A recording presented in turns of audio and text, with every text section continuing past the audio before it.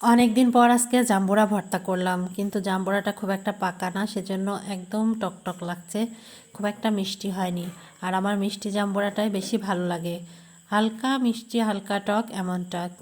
আসসালামু আলাইকুম, কেমন আছেন সবাই? নিশ্চয়ই যে যেখানে আছেন সবাই ভালো আছেন। আলহামদুলিল্লাহ, আমিও ভালো আছি। তো বিকেলে হাজব্যান্ডের জন্য জাম্বুরাটা করলাম, কাটলাম আর কি। কিন্তু জাম্বুরা কাটতে গিয়ে ছোটোবেলার কথা মনে পড়ে গেল।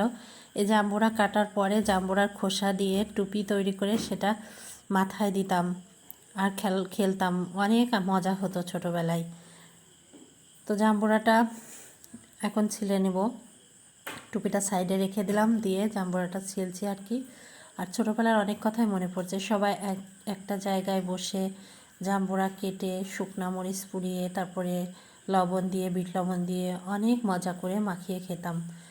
কিন্তু এখন শারীরিক জটিলতার জন্য সেই দিনগুলো কোথায় যেন এমনিতেও হারিয়ে গেছে, তারপরেও অত মজা করে আর খাওয়া হয় না।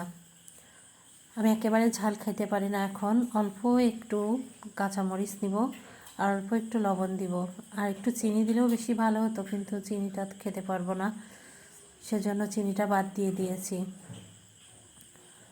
শুকনো মরিচ দিয়ে মাখলে অনেক মজা লাগে জাম্বুরাটা, হালকা একটু পুড়িয়ে নিলে, শুকনো ঝাল পুড়িয়ে নিলে অনেক মজা হয় খেতে। তো জাম্বুরাটা হয়ে গেছে, খোসা ছাড়ানো হয়ে গেছে, এখন মাখিয়ে নেব। অল্প একটু কাঁচামরিচ, তাও অর্ধেকটা নিব, যেহেতু বেশি কাঁচামরিচ খেতে পারি না, আর আমি একা খাবো তো সেজন্য অল্প একটু করেছি।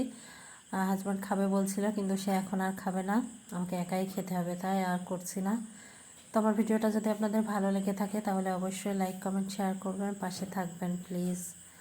তো অনেক মজা লেগেছিল জাম্বুরাটা আমার কাছে। তো আজকের মতো এখানে রাখছি, সবাইকে আল্লাহ হাফেজ।